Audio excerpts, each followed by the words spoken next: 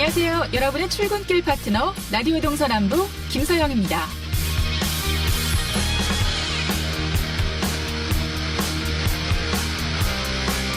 네, 월요일 아침입니다. 지난 주말에 이어 오늘도 차창 밖으로 맑은 가을 하늘이 보이죠.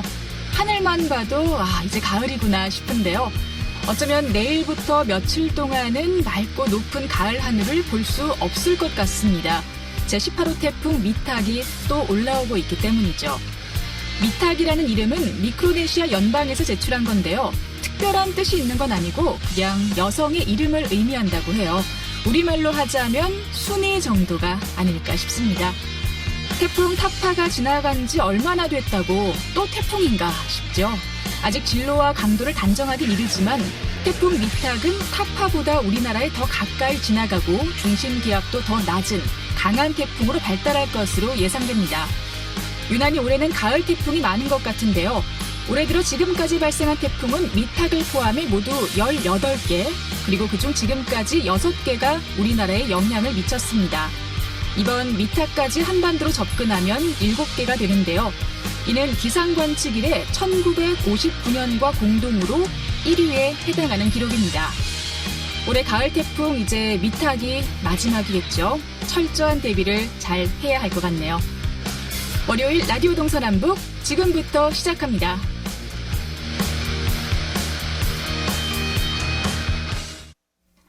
네, 라디오 동서남북 오늘도 아침 신문으로 시작합니다. 이번 주는 이하늘 기자의 휴가로 강원일보 윤종현 기자와 수요일까지 함께하겠습니다.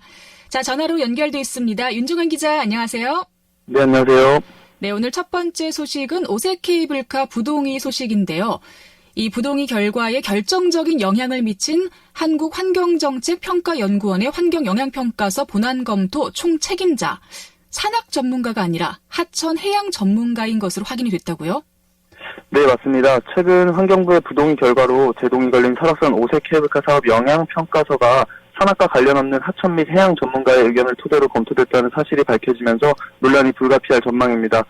실제로 강원일보가 환경부 산하 환경영향평가 전문 검토기관인 한국환경정책평가연구원에 확인한 결과 양양군이 제출한 환경영향평가서 본안 검토 총책임자인 A부연구위원회 담당 연구 분야는 하천 연안 수질 모델링, 해수 유동역학 등인 것으로 파악됐습니다.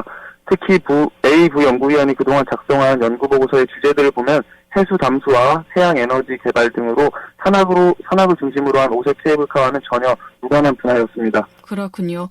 우리가 그냥 쉽게 생각할 때는 산악에 대한 전문가가 이 오색 케이블카에 관해서 영향평가서를 검토를 했을 것 같은데 그게 아니라는 거네요. 네. 그럼 이렇게 분야가 다른 연구위원이 사업평가를 진행했다는 게 좀 이해가 안 되는데요. 이런 상황이라면 강원도와 연구원 간의 입장 차이가 날 수밖에 없지 않나 싶어요. 네, 맞습니다. 이 같은 사실을 두고 강원도의 한 관계자는 오색 케이블카 환경영향평가의 핵심은 식생, 사냥서식, 탐방로 회피 문제 등이었지만 전혀 무관한 분야의 전문가가 환경영향평가를 검토를 총괄했다는 것이라며 누가 보더라도 전문적이지 못하고 부적절하다고 느낄 것이라고 말했습니다. 그러나 그 당사자인 A위원은요, 책임자였던 것은 맞지만 각 분야별 전문가들이 영향평가에 의견을 냈고 결국 연구원 전체의 의견으로 볼 수 있다며 전공은 해양 분야지만 연간 1,000건 이상의 환경영향을 검토해왔고 10년간 일반권에 가까운 환경영향평가서를 맡아왔기에 국내에서는 가장 경험이 많은 편이라고 반박했습니다. 그렇군요. 이게 혼자서 다 진행하는 게 아니라 또 여러 연구원의 전체 의견이다라는 거네요. 하지만 또 문제가 있잖아요. 같은 연구원 소속의 비연구위원도 역시 환경영향 갈등 조정협의회 참여 적격성 논란의 대상으로 올랐는데 자세한 내용 좀 알려주실까요? 네, A부연구위원과 함께 오색 케이블카 환경영향 갈등 조정협의회에 참여한 연구원 소속 비연구위원에 대해서도 협의회 참여 적격성이 부적절하다는 이야기가 나오고 있습니다.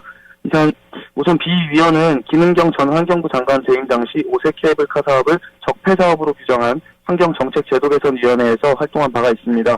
이에 대해서 강원도와 양양군은 비위원회 참여 자격에 대해 꾸준히 문제를 제기했음에도 받아들여지지 않았던 것으로 파악이 됐습니다.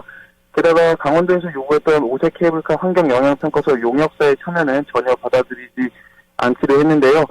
사실상 오색 케이블카의 부정적인 평가 결과를 가졌던 연구위원들은 갈등조정협의회 구성원으로 참여했지만 평가서를 직접 작성해 내용을 가장 잘 알고 있는 용역사는 배제돼버린 셈입니다.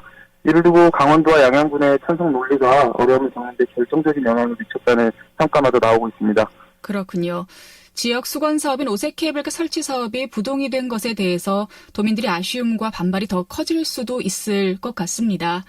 자, 오늘 두 번째 소식은 뭐죠?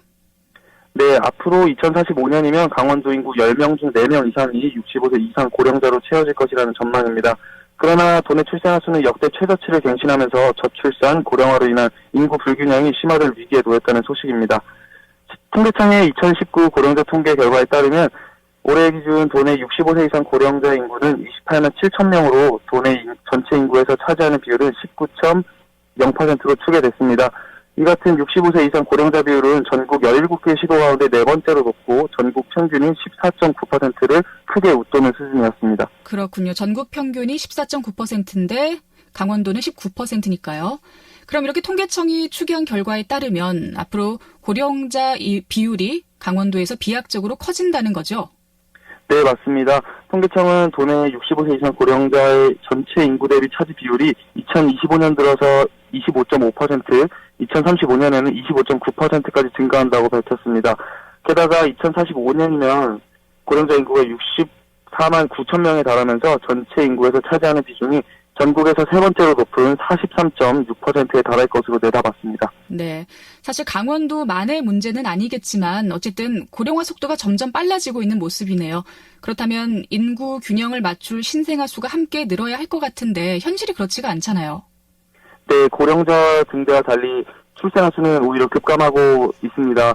고령자와 신생아 수가 극심한 반비례 성장을 보이면서 강원도 인구 구조가 붕괴될 수 있다는 위기감도 고조되고 있는 상황입니다. 실제로 지난달 통계청이 공개한 2018년 출생 통계 확정 결과를 보면 이 시기 강원도 내 출생아 수는 8,351명으로 관련 통계 작성이 시작된 1981년 이후 가장 적은 출생아 수를 기록했습니다. 특히 강원도 연간 출생아 수는 2016년 1만 58명 이후 2년 연속으로 8,000명대에 그치고 있는 상황입니다. 그렇군요. 2018년에 최저치를 기록했지만 또 2019년 통계가 나오면 그보다 더 줄어들 수도 있겠네요. 네. 네, 맞습니다. 최근 들어서 취업이나 내 집 마련과 같은 경제적 부담, 또 학업 기간 연장 등으로 청년층의 혼인 기피 현상도 심화되고 있는데요. 인구 구조의 균형을 유지하기 위해서 출산이나 또 고령화 정책이 필요할 것 같습니다. 자, 오늘 아침 신문 마지막 소식 들어볼까요?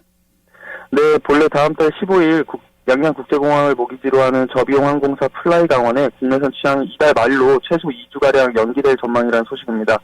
취항 연기 사유는 취항지 문제 탓으로 분석되고 있습니다.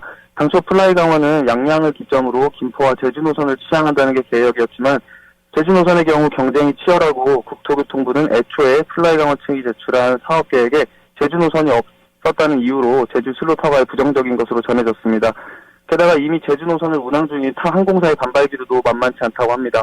이와 관련해 강원도 관계자는 국내선 취항이 다소 연기될 가능성은 높지만 플라이 강원의 주요 시장인 국제선 취항은 연말 계획대로 이뤄지도록 준비 중이라고 말했는데요. 플라이 강원의 취항 문제가 조속히 해결되길 바라겠습니다.